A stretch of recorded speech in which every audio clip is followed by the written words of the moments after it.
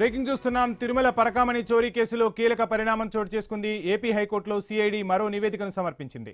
లోక్ అదాలత్లో రాజీ వ్యవహారంపై హైకోర్టుకు అదనపు నివేదిక అందింది. అదనపు నివేదికను మరో 2 సెట్లను సీల్డ్ కవర్లో రిజిస్ట్రార్ జ్యుడిషియల్కు సమర్పించాలని సిఐడికి హైకోర్టు ఆదేశించింది. లోక్ అదాలత్ అవార్డు చట్టబద్ధత తేల్చడంపై సీజే ధర్మాసనం విచారణ చేపట్టింది. ఇక తదుపరి విచారణ రేపటికి వాయిదా వేసింది ధర్మాసనం. ఇదే అంశానికి సంబంధించి ఫుల్ డీటెయిల్స్ మా ప్రతినిధి కాంతి అందిస్తారు. కాంతి, రోజుకొక మలుపు తిరుగుతోంది తిరుపతి పరకామణి వ్యవహారం. సో ఏంటి, మరలా కొత్తగా హైకోర్టులో మరో నివేదికను సిఐడి సమర్పించినట్టుగా తెలుస్తోంది. రాజీ వ్యవహారానికి సంబంధించి డీటెయిల్స్ ఏంటి?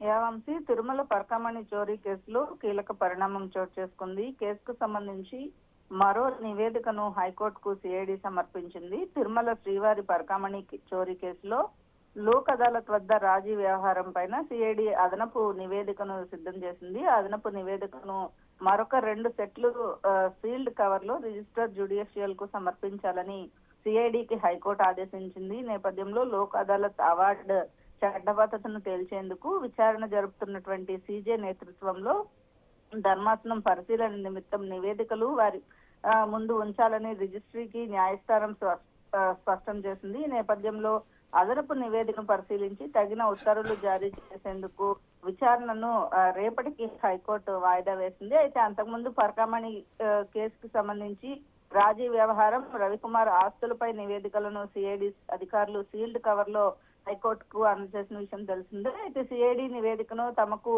అందజేసేలా ఆదేశాలు ఇవ్వాలని రవికుమార్ తరపున న్యాయవాది అభ్యర్థనను కూడా న్యాయస్థానం తోసిపుచ్చింది. ఈ నేపథ్యంలో ఈ రోజు హైకోర్టు ఏదైతే దీనికి సంబంధించి 2023 జూన్ 19న ఏదైతే ఆ మేరకు తీర్మానం చేయడంతో పాటు 3 నెలల కేసును రాజీ కుదర్చడం వెనుక ఉన్నటువంటి మతలబుపై విచారణ జరిపి సిఐడి హైకోర్టుకి నివేదికను సమర్పించింది. దాంతో పాటుగా మరొక నివేదికను కూడా హైకోర్టుకు సిఐడి ఈ రోజు సబ్మిట్ చేసింది.